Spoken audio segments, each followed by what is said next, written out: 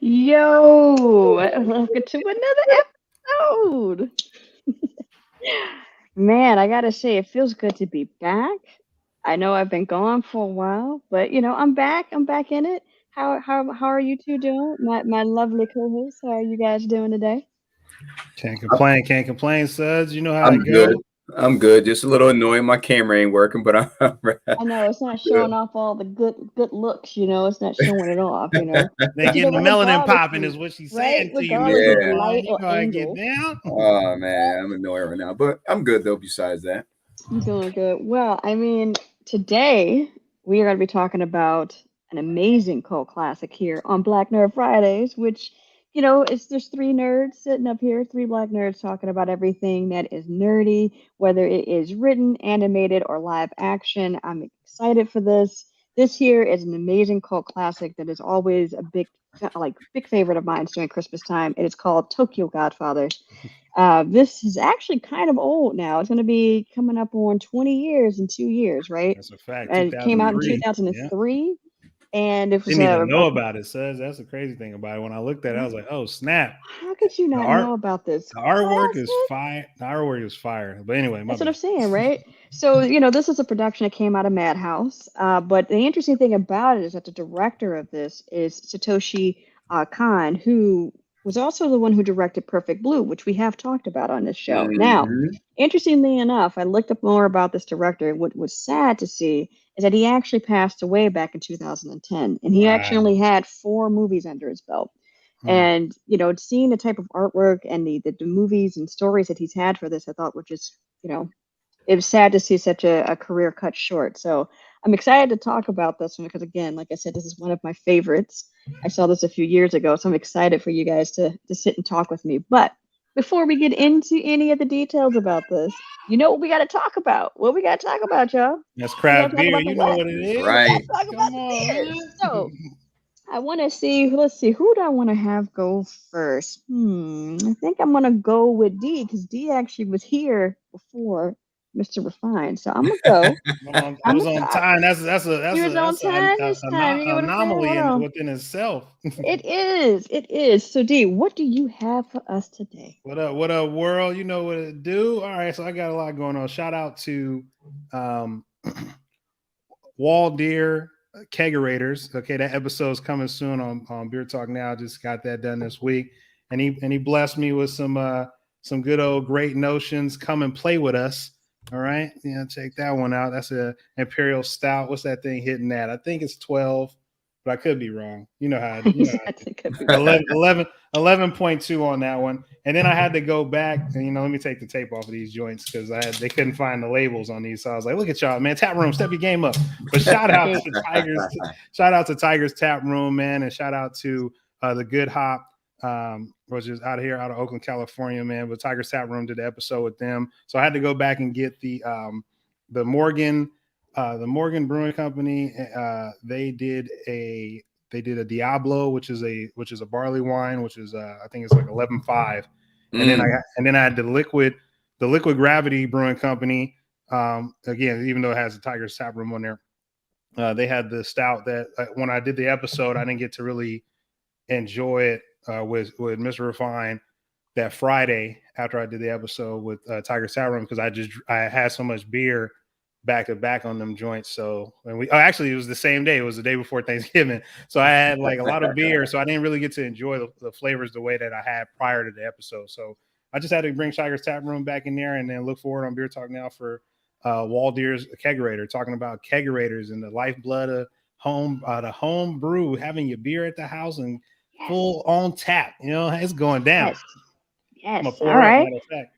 All right. He about to pour up. All right. Well, Mr. Refine, tell Well, me, tell the since, world, what are since you we smoking? talking about a Christmas movie, like I said, I'm mad my camera ain't working right, but I'm gonna go with Christmas Bomb Prairie Ale. Oh, he had to do it. He had to do You it. know what I'm saying? You already know what it is. This is Imperial Yes. Stout brewed with cinnamon and some other spices. It's 13%. Shout out to High ABV Life. You already know Not what a it high is. ABV, So baby. we about to pour up, and I got my Rick.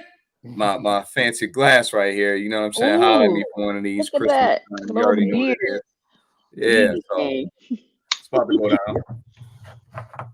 poor life is real out here. All right. Yeah. Well, then while you guys are doing that, I'm gonna tell you. So you guys, went with some great brews, and I, like I said, I always like to go with themes. So I didn't go Christmas. I went with Christmas with my outfit, but I went with themes on my beer. So first Oh, up, I we're love talking it. I about love that hot can art. talk. And we talk Yo. about family because the whole thing it is talking about family. I had to Barbershop. bring this out because when you think about the barbershop, that's where you have tons of relationships.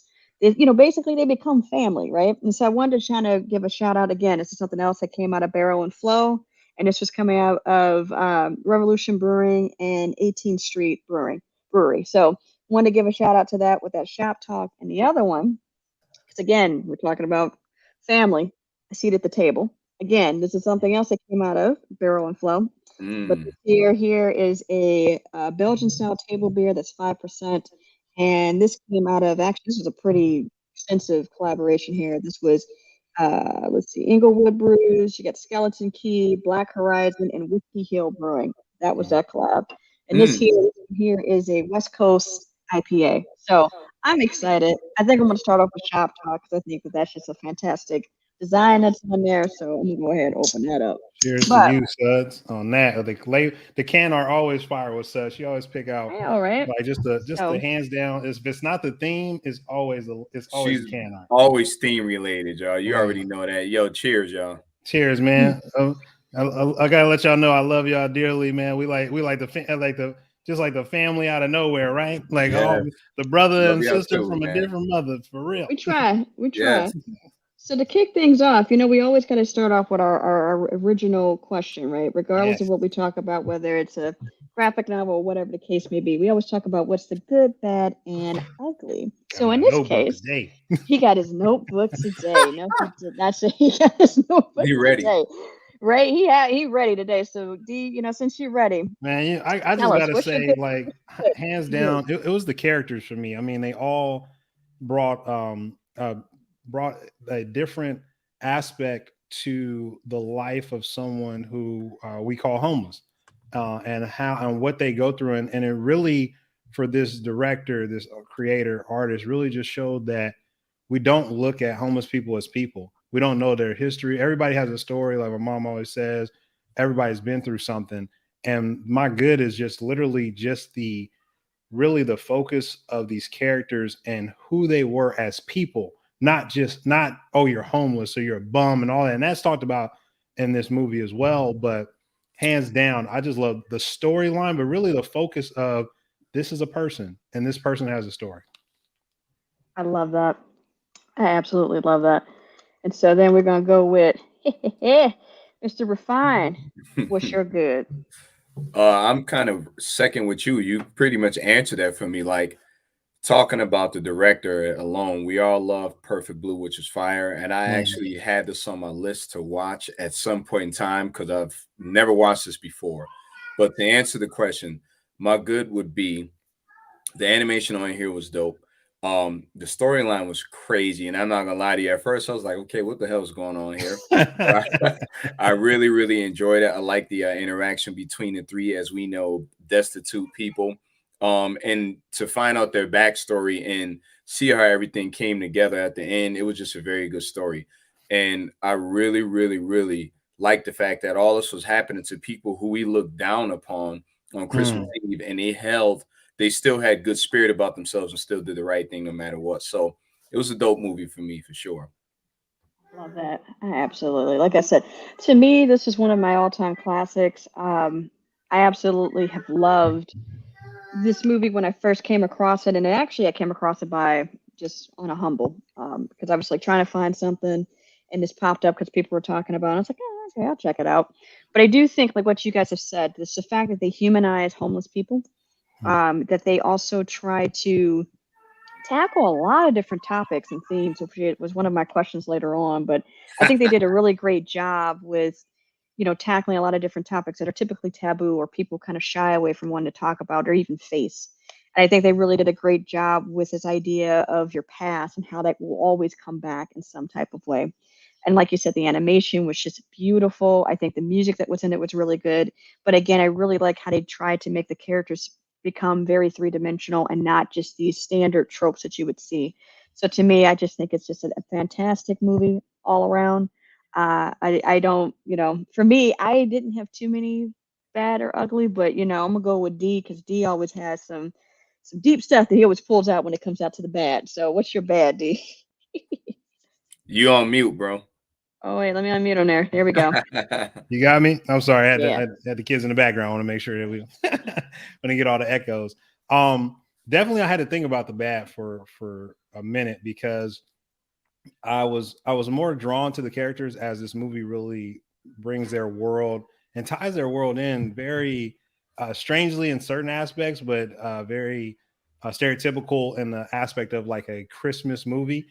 Even though this thing had a lot of a little bit of blood, every now and then. Yeah, some gunshots. You had all that. But I'm gonna definitely go with my bad being the main character's Mayuki, if I pronounce her name correctly. Yeah. I just was like she was borderline on my ugly, which I wanted to go in there, but I do got an ugly moment that I really want to talk about. That in cases the whole aspect of the homeless and what they go through and how we view them. But Mayuki and what she did to her father, like, and just her as just a teen kind of like going through stuff, but like taking it to that level, like is in no way in hell in the Black community if you do that. Like, you ain't even make. I don't even think you're gonna make it out the house. So I'm gonna leave it. I'm gonna leave it at that. Yeah, I like that a lot. All right. All right, Mr. Refine, what would you say was your bad? my bad would be I really thought that Jin Chan was kind of annoying to me in a lot of different aspects. Yeah. Mainly considering this whole situation pertaining to the daughter. I don't want to delve too much into that, but I was a little annoyed about how that whole storyline was. And when you found out that he lied, I'm like, really? This is, you know what I mean? This is how you're moving around here? Like, come on, man.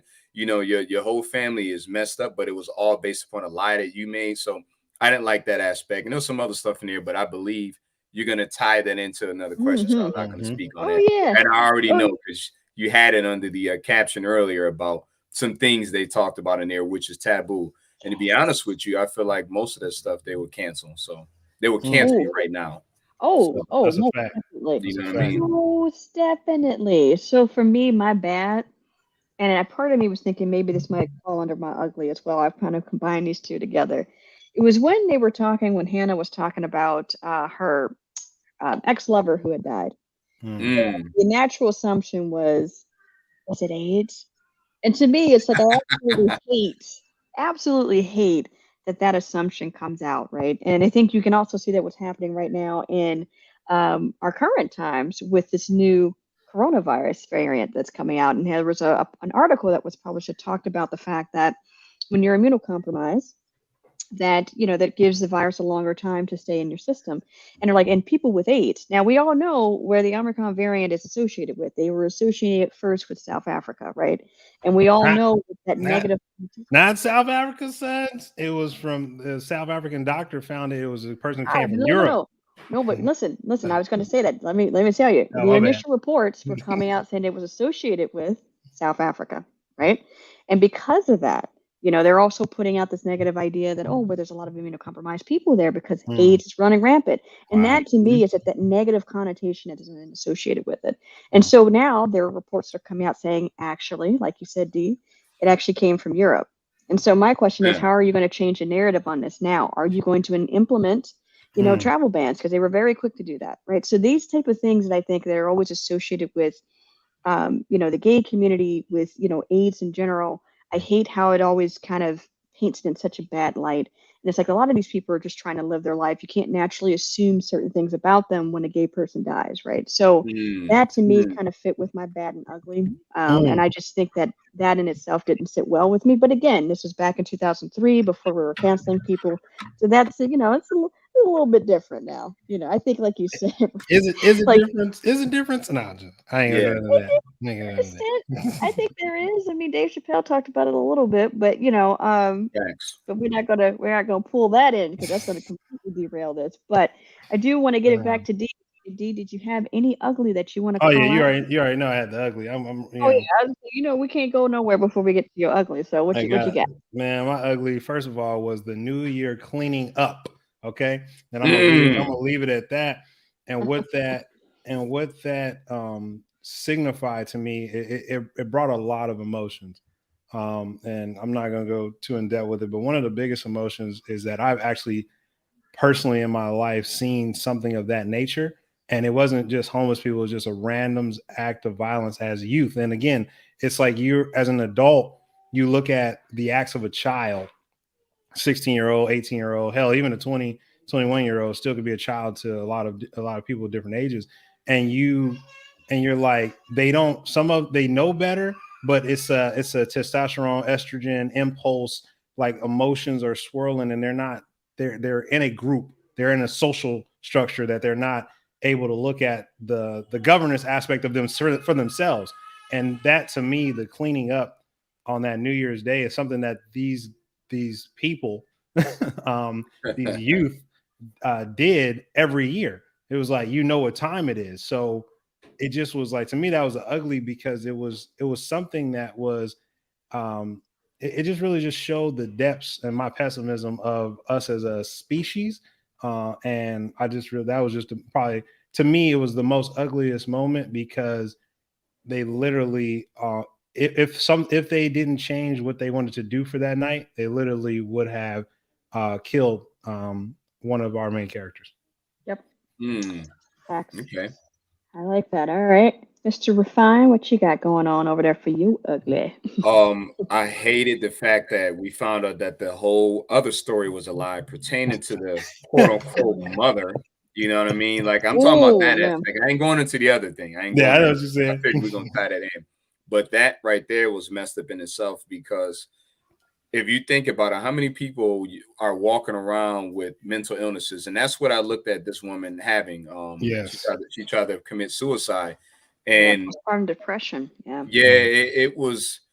And when you found out the story with that, I didn't really get postpartum, because, as she said, the baby was dead before it was even born. So you can still you know have what it. I mean? Yeah, it was just an ugly aspect. But the fact that she tried to take this other child as if it was hers, based upon something that she had going on mental, and then she tried to take her life with the child, which was it was definitely dark. It was something that you wouldn't want to see, but at the same time, it brought like character to the story, and it brought something different. But then when you seen the baby was pretty much blessed all around, so that lightened it up a little bit. But I did not like that aspect with that woman. And she was definitely crazy. I'm gonna say that she's definitely crazy. She had not crazy, she had mental illness. I'll say that. That's a better word. She had a lot of mental illnesses, and it shined a light on that aspect that we need to talk about as people. So yes, that's my ugly. I like that. I like how Mr. Refine dropped that one. That was a good one, man. You know what I'm saying? That was because there's a lot of aspects to that character. But we'll get into it. Yeah. So so here's what I had a little thing in here where I was going to pull in from Fast and Furious with Dom saying, "I don't have friends, I got family." I want to talk about this because the whole thing with this movie is this idea that the three main characters, Mayuki, Hana, and Jin, were a family. They weren't your typical family, but they were a family, right? And so my question for you two, because we all have family, you two have siblings, you guys have your own family that you guys have started, but at the same time, it's like, what is the definition of family, right? Like, what do you guys consider to be your definition of family? And I'm going to start with Mr. Refine here on family. I know she put the spotlight right on me on that. I know, right? I love it. Yeah. My definition of family would be where your heart lies, where it resides. And that can mean friends. It can mean, actual family, like siblings, etc. But in this case right here, you can see it was people who never knew each other. And for example, I consider y'all family. You know what I mean? Our relationship that we have with each other is something that it's organic, it's real, and the love is genuine. So when you're talking about family, that's based upon how you feel, how the people that you surround yourselves with make you feel. And this movie was actually perfect to showcase that example of three total strangers who eventually made themselves a family through time. And we don't understand the roots of where it came from. But to watch that, it lets you know that family is real and it can be made based upon how you feel inside. And they showcase that definitely thoroughly. So I love that's that. my answer on that one. I love that. All right, D. Yeah. What's your definition of Mr. fam? Fine, that was a good answer right there. I appreciate that. Definitely, yeah. I don't got much to say left for that, but no, definitely family is it's not to Mr. Fine's point, it doesn't have to be bloodline. I think that in any show or any feeling that you have with friends or people that are extended family or anything of that nature, like it's really this common humanity aspect that you see in this person that you get along with, you vibe with, to Mr. Refine's point. So I mean, family is what you make it. It's the person who you like. You not only feel like you can just build with, and when I say build, I don't mean like, oh, we got to create something. It's literally like, I want to do better with this person. I want to experience life with this person, in any shape, way, or form that we are comfortable with. And I think that as that relationship grows, it's that reliability that you have with somebody and in there and who they are.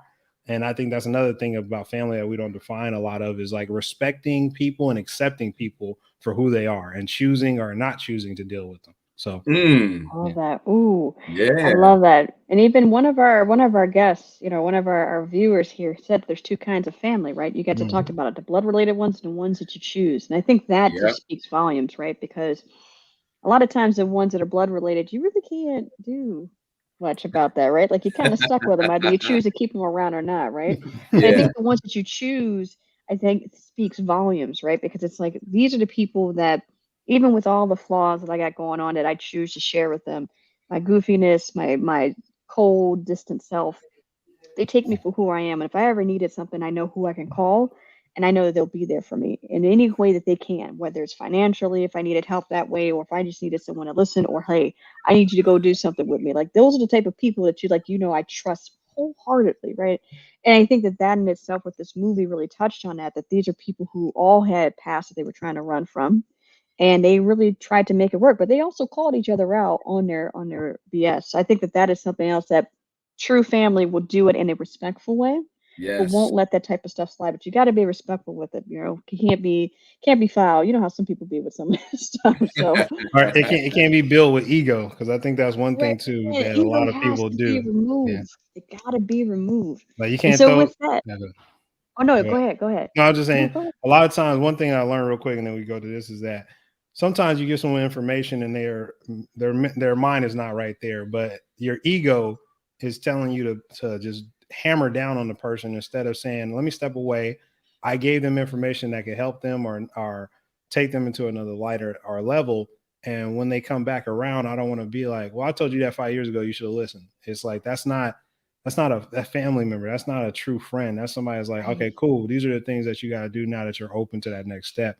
And it Exactly. could be as simple as like cooking something, or it could be as simple as just like, oh man, where do you go get your gas? Like things like that we always want to, we don't take away, always provide and add value. So that's all I gotta say to that. I love that. I Mm. love that. So since you at the top, I'm gonna ask you, out of the three main characters, D, with Hannah, Mayuki, and Jin, who's your favorite? Oh, Or Hannah, was it somebody else? I said, was it Hannah hands somebody down. else? Hannah Hannah. hands down. Yeah, like Okay. I can't. I mean, Hannah's character, it was believing in something, but because Hannah knew who Hannah was, Yes. and it just, to make that make sense, is like Hannah was like, "This is who I am. This is what I believe in." And even though I'm in whatever position, like I've come up from not humble beginnings, hardships, things where just trying to understand myself, found a family within being not in the blood family, and this is who I am, and I'm not going to change that. And that's one thing that I respected, and what actually drove the story so much was the character of Hannah. I love that. I gotta agree with you on that. All right, let's see, Mr. Refine. Who would you say was your favorite character?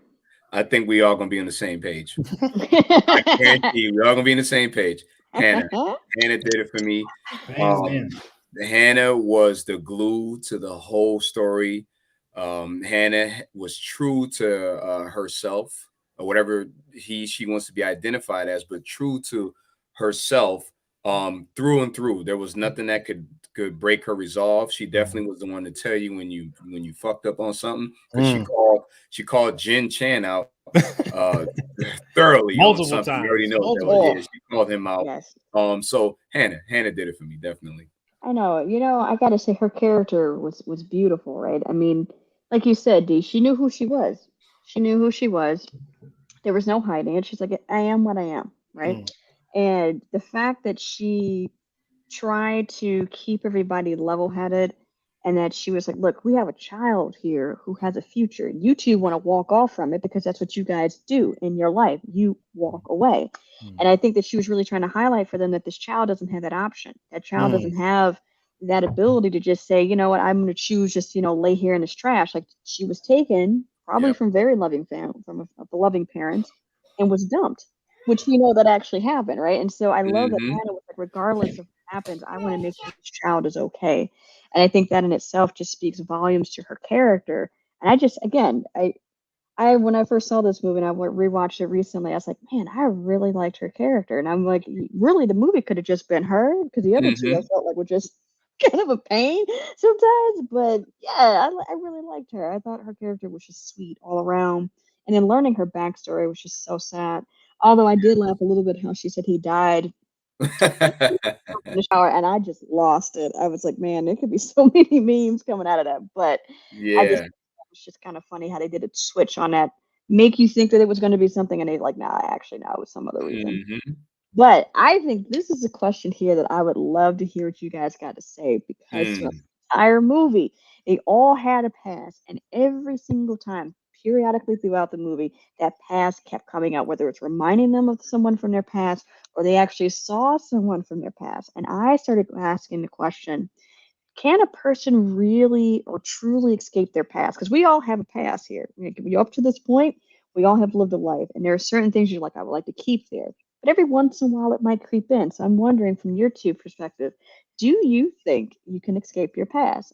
And I'm going to throw it to you on this one. See, can you escape your past? No, and you shouldn't want to be honest. I think, I mean, not I think, your past is experience of who you become. So I think the problem is, in our society, we've been taught to give this purity test. That's nothing new outside of social media. I mean, I think a lot of people are like, "Oh, social media is damned all of humanity." Like, no, y'all was acting the same way before y'all even had telephones. It's just that instead of word of mouth, now y'all can do it instantly with your Twitter fingers. You know what I mean? Shout out to Drake on that one. But I think that a lot of people are taught like your past, and we all do it. We all have our judgments, even though when we say we're not judging somebody, we judging them. And that's 100%. And you have to get you have to get comfortable to yourself with like, yeah, I'm judging, and this is just for you. I'm not talking like, oh, you're just gonna make this happen overnight. You really got to look at yourself and be like, the things that I've done, it's hard. It's funny to me, and I've done this. I'm going off of my experience for myself, that I have listened to things in my relationship currently and friendships and everything like that. And I would be judgy. But the thing is, like, I look at what I did and I'm like, oh, how am I going to be judgy on that? But it definitely, when something affects you directly, then you have more empathy. But when you feel like you can hold yourself holier than thou over somebody, it becomes a toxic relationship for yourself, because you are not remembering who you were just 5 days ago. You know what I mean? We ain't even got to talk about 20 years ago. We can talk about 5 minutes ago. So definitely don't think you want to escape it. You don't need to. It's like, that's who you are. And the people who want to judge you say, because I didn't do that, well, that's you. And I got experience, and I got experience in life and did something that you didn't do, whether it was good, bad, or indifferent. But I become somebody else, or became who I am because of that experience. And it is what it is. I mean, you can't take the past back. If we could do that, this species would be it would be crazy. It would be wild if you can go back in the time. I agree wholeheartedly on that. I agree with you. And I got something to add to that too, but I'm gonna pass it on to Mr. Fine. You think you can escape your past? No, you cannot. My past is what made me who I am today. that's good, bad, and indifferent. And it's been more good than bad, but the bad definitely shaped me to be the person I am now. And I believe that that's a part of your fiber that makes you again who you are, like whether your experiences as a kid, or whether your experiences as a teenager, even as a young adult. So there's no reason to run from your past. There's no reason to think you can escape it, because if without it, you wouldn't be the person or in the place you are in.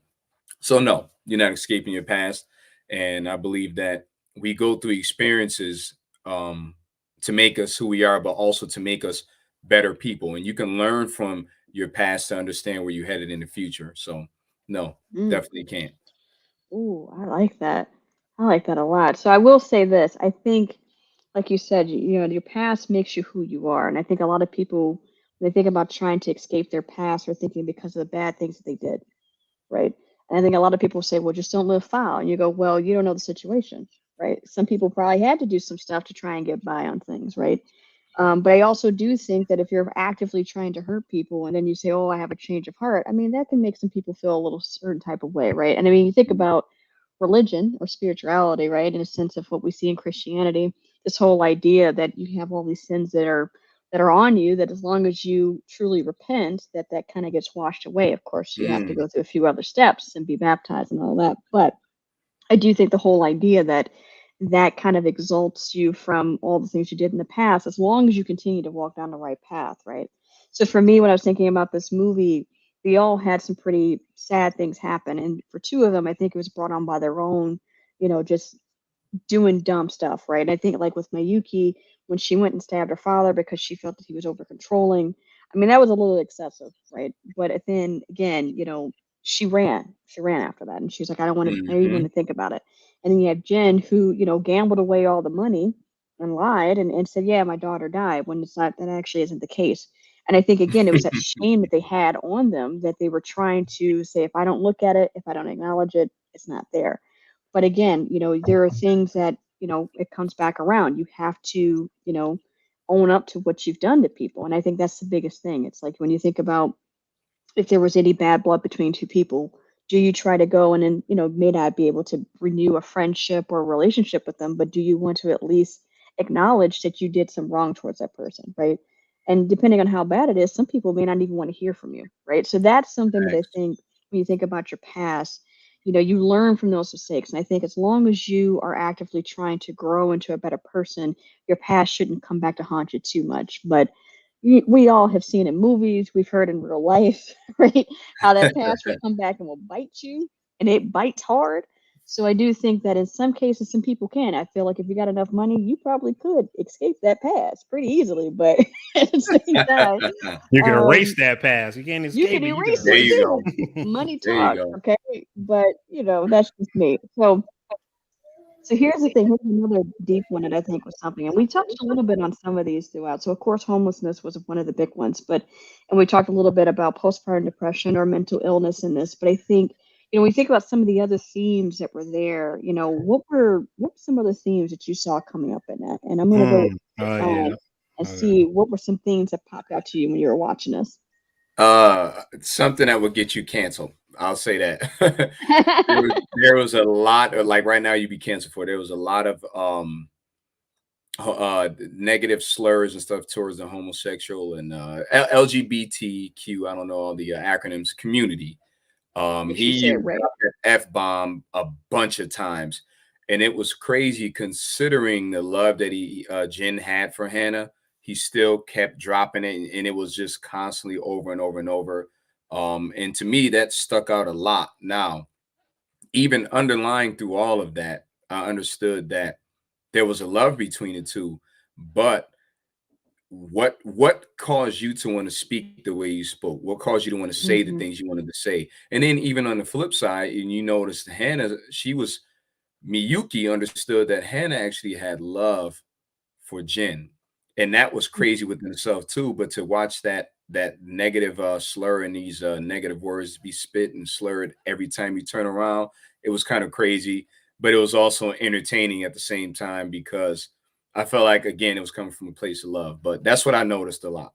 That was Oh, my I thing. like that. I like that. All right, D, what themes did you see popping out? in this movie. Take accountability and responsibility for what your actions are for the situation that you're in.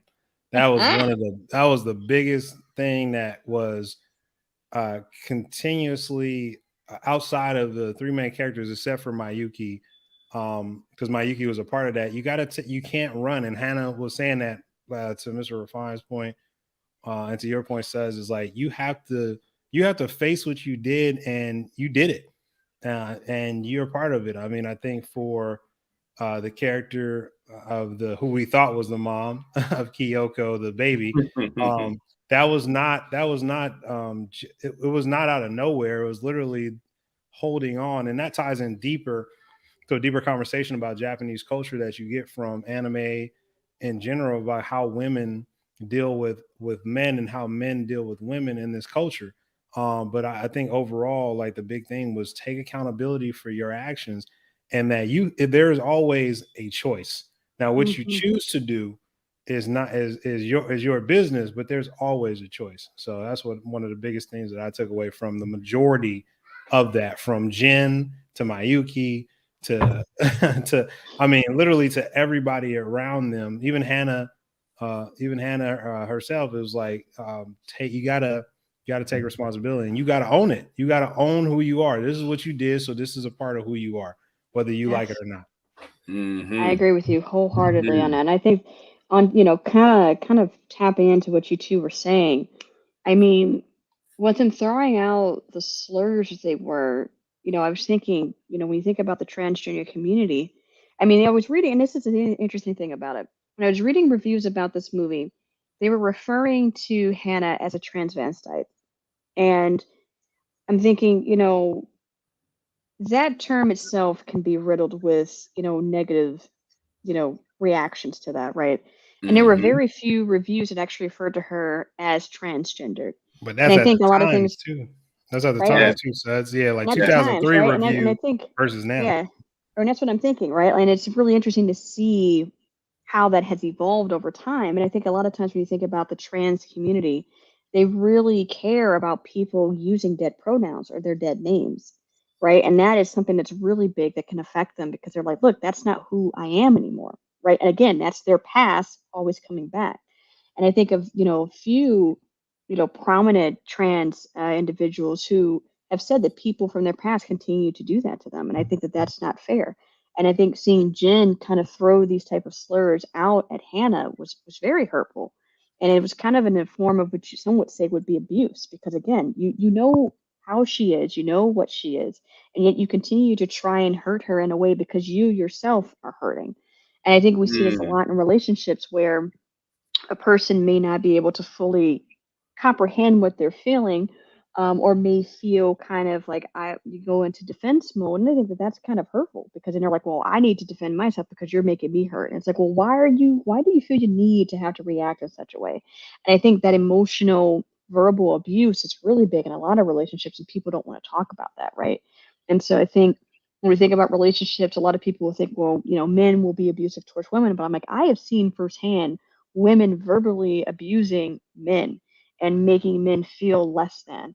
And I think that's the thing that I've seen in a lot of relationships that, people try to sweep under the rug. But that seemed to me of seeing that over and over again, knowing how much it hurts, knowing what that means to her, and yet he continued to do it, was kind of messed up.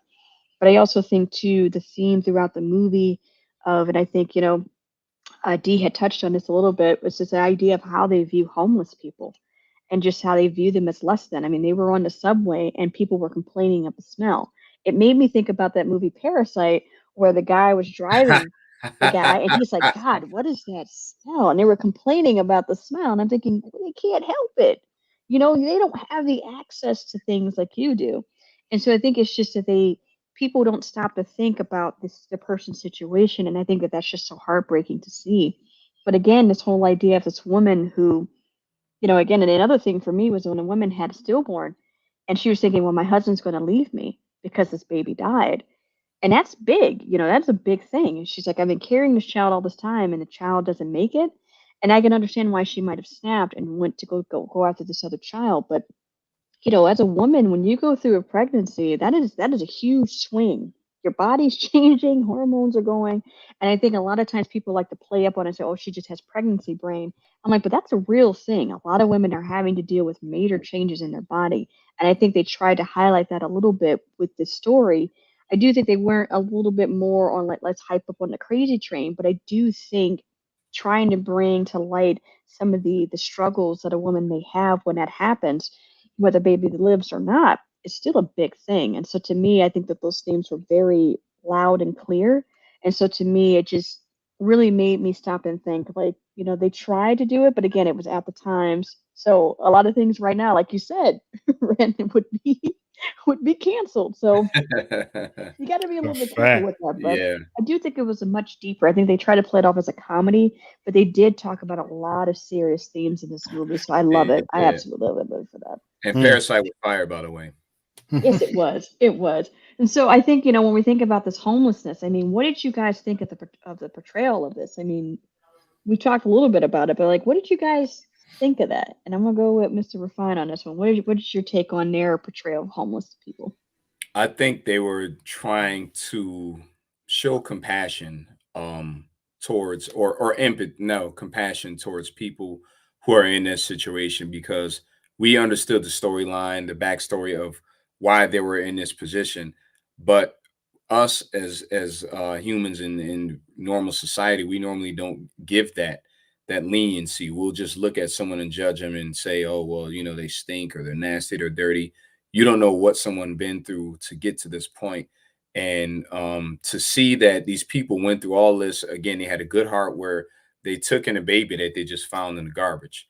And they wholeheartedly put their time and love into this child as if it was their own, which made you as a human being see them as who they are, humans, despite them being destitute and in their situation. So I think they did a good job on that. And they were trying again to portray these people as people, not less than. I love that. I love that. I think they Fine, did it. dropping I them think jewels today. I I know. see you Keep with it the bad camera. He like, I'm about great. to drop these bars. Bro. What It's about hot you? 32, not 16. But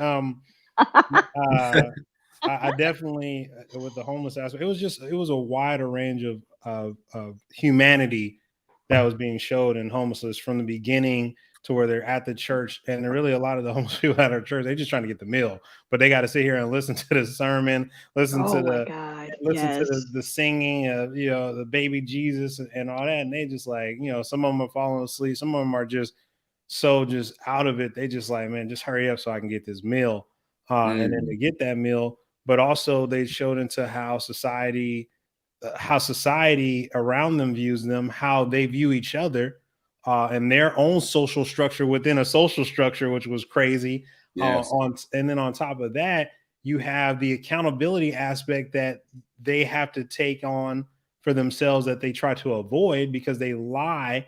Shout out to Jen, or they don't want to deal with the fact that a lot of the reasoning for some of them, not all, for some of them, the reason why they're in that position is because they just didn't look at, like, you're going in a downward spiral, and a lot of them, because of the years that they've had being homeless, they were like, I should have stopped. And I knew, and your body always tells you, no matter what, you got to stop. This is the point of your stop, or a shut down, or everything around you will go. But that, again, that endorphin aspect of the brain that just loves what it is that you do, from gambling to drinking, which again was heavily shown in this aspect of the homelessness, to just not wanting to deal with responsibility because it's just not wanting to be in society and deal with society structure. So it was all over the place. So it just really just boils down to the human experience. I mean, the you being a person in a social structure and having to be accountable for yourself within the social structure, but also like not dealing with who you are. And I think a lot of the homeless people, again, that you got little glimpses of outside of the main characters, really had the same telltale story. Not a lot of them that they showed were had very serious mental health issues. More of them were just homeless for a very long time. So they just and they also got comfortable in that lifestyle as well. So it was all over the place, and really I loved it because it was it was a microcosm of a social it was just crazy. It was a beautiful piece of art. That's all I gotta say. Yeah, I mean, honestly, I think the biggest thing for me is that I think they tried to hit on a lot of the things that homeless people experience. Like I was saying, when they were on the train and people were complaining about the smell, just the fact of how people were looking at them when they would walk around, right? There's always these assumptions that, oh, they must have, it's their fault, or they must be, drug users or something like that. And we see this, like in California, we have heard about the large tent cities that are happening in California, right? And I think the biggest thing is that people naturally assume that every homeless person that's on the street, something's got to be wrong with them, like along the lines of, maybe mental illness or they're drug users. And I'm like, but a lot of times, these are individuals, some of these individuals, got into the situation because it's just the luck of the draw. They tried, hit a hard time. I mean, we know the market itself has just been terrible. And there was a large exodus of jobs that have happened several times over the years. And then, people, the housing market, bubble burst, and a lot of people were screwed over on that. So you have to stop and think to yourself, like, as a society, as a country, are we doing right by the people in our country? Are we providing opportunities for everyone to have an equal opportunity to actually kind of push themselves? And I don't think we're doing that properly, right? I don't think we're thinking of better ways to allocate our funds to really push and really think about our citizens in a better way. I mean, it's just terrible to see how people are overlooked, how people are kind of just seen as the lowest of low, and no one really wants to stop. Like, there are a few people and few organizations out there that are actually trying to do something. But again, we need to take into account about our homeless and really think about this. Because I mean, there was a story that came out years ago from my hometown of Detroit where Rosa Parks was on her way out. I mean, they were thinking about pushing her out of her home because she couldn't pay her rent.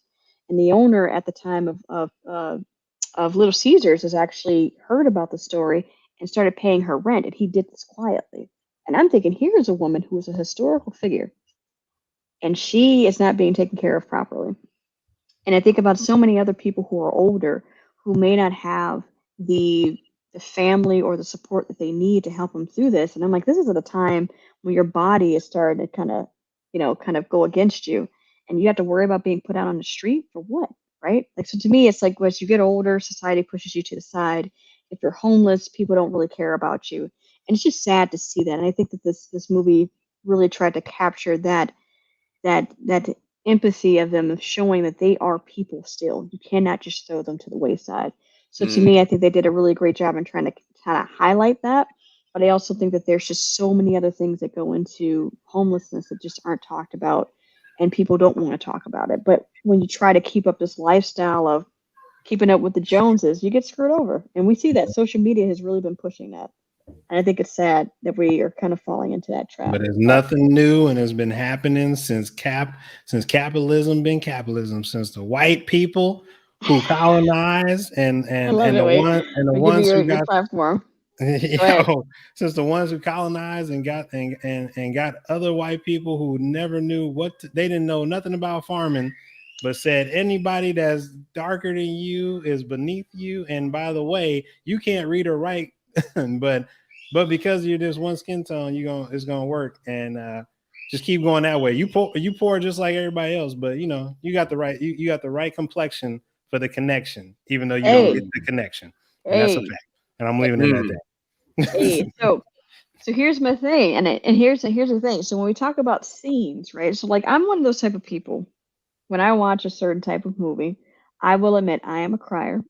A lot. I will cry on commercials. I will cry on a reel that I see on Instagram. Like, I want those type of people, okay? I'm thinking about this movie. What was a scene that really hit you, where you're just like, damn, that's and, you may have done like the little, the grown man tear, but let's think about that for a second. Like, what scene for you really hit you in a sense where you're just like, damn, I don't like how that made me feel. What scene was that for you, Mr. Refine? Mine would be watching I can't remember her name, the woman who was claiming this was her baby. When Jen went into the house, and they were living like hoarders. I'll say that. It was Bags all Sachiko. over the Sachiko, I place. believe is how you pronounce Yes, her name. that's Yep. the name. They were living with bags all over the place.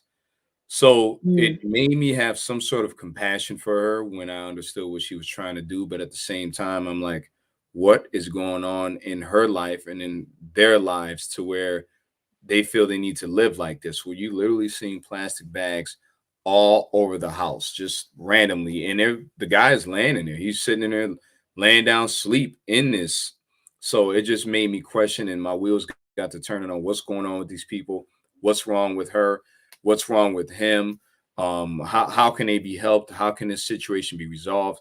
It was different. It was definitely a bad situation, and I've been in places like that, I'll say that. So it definitely made me just think differently and reevaluate how I am, because again, we look at things a certain way. We expect everybody to live the exact same we do.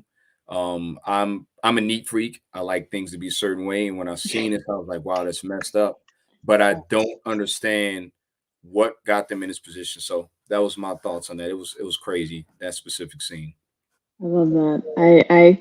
Have to agree with you on that scene as well. D, what was the scene that really hit you?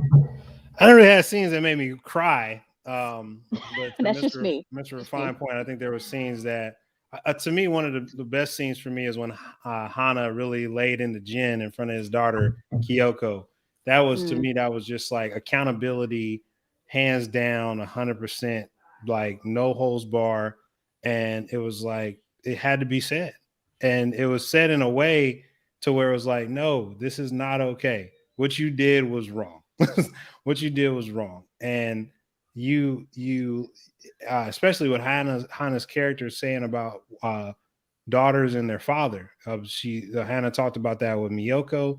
It was a lot of understanding that, and I think from Hannah's character of also being sex wise being a male, but understanding that it's just it's a different attachment with that. And I mean, I think sons with their mothers, or daughters with their fathers, like that is key. And I love that moment. That was, to me, that was one of the best moments. I was like, keep going, just let all the fire go, like drop, just reload the clip, you know what I mean, let the magazine fly. So that was probably my best moment.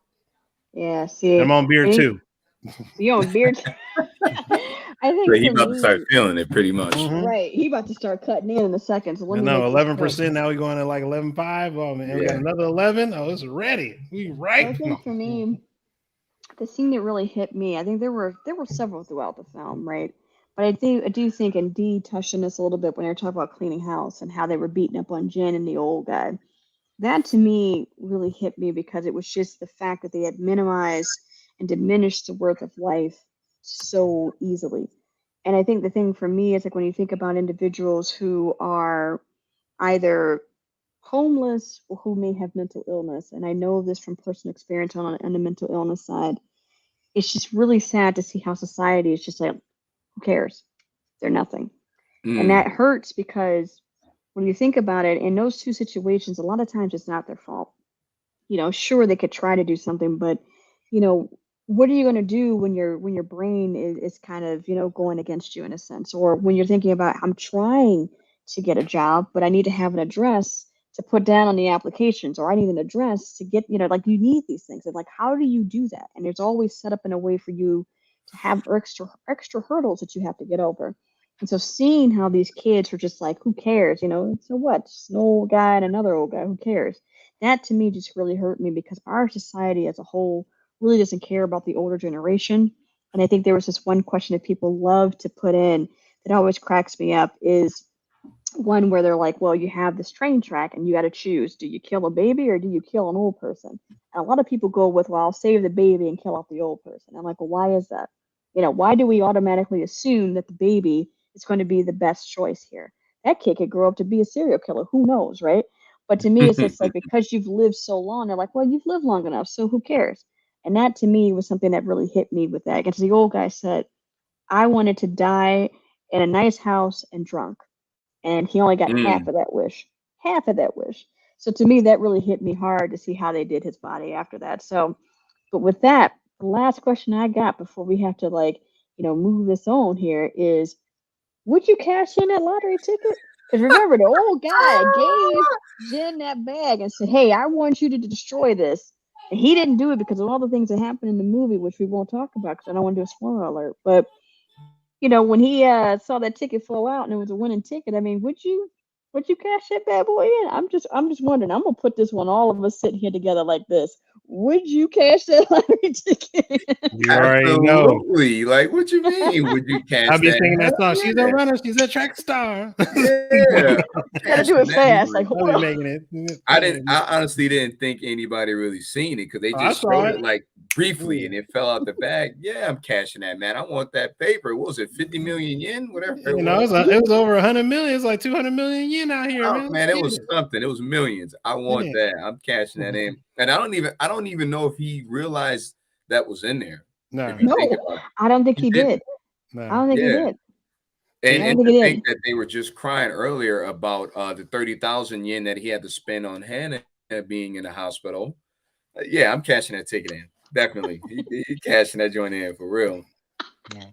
D, what about you? I guess you saying something. I'd have been playing that Drake song, "I'm Too Sexy." Like that would have been dropping. You know what I mean? I would have had that in the background, like, yeah. Like, clearly we all know what happens if we ever come across a winning ticket. What's gonna happen? Yeah, we know we ain't giving nothing. We cash that bad boy in. We ain't giving nothing. Yeah.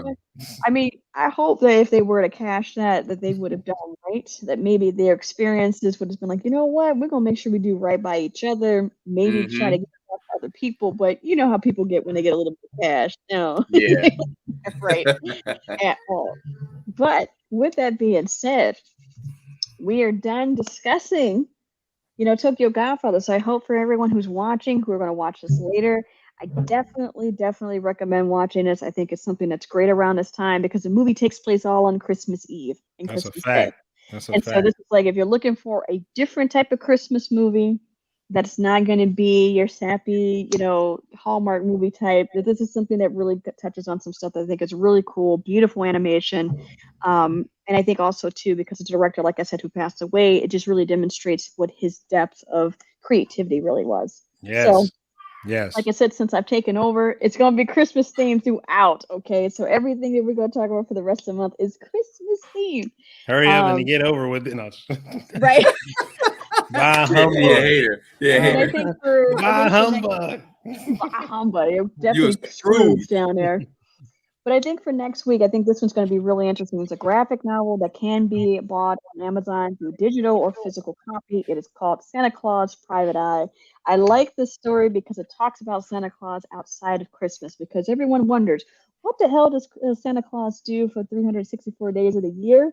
I mean, if the elves are doing all the work and all he got to do is just deliver on Christmas Eve, what is he doing? And I think that this graphic novel is really, really dope because it talks about Santa Claus serving as a private eye who goes on and tries to kind of solve different cases. And it's really interesting to see how he's building up his naughty list that he'll use during Christmas Eve delivery. So if you haven't had the opportunity to read this yet, definitely check it out and be with us next week.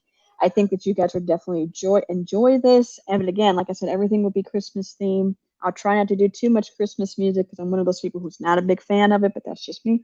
But I'll try to make sure to keep it live and friendly as much as possible. So thank you guys for watching. Make sure you guys subscribe on all the different channels that we are on: Instagram, YouTube, Facebook, Twitch. Make sure you guys are following us. Make sure you show us love and definitely watch us on that replay. So with that, I will go ahead and say a bit adieu. Thank you, gents, for being on here with me. It was fantastic. Do you guys have anything you want to plug in before we sign off on this? We got 50 seconds. No, you already know what it is. Follow us, like, subscribe. You already know how to do it. All right, well, see you guys. Look out for the time codes. Make sure, again, always leave some comments. Answer the questions in the comments. Let's get it going. Let's make it happen. Let's build this community one step at a time, brick at a time, people at a time, and then we come into a Comic-Con near you, 2022. Yes, 2022.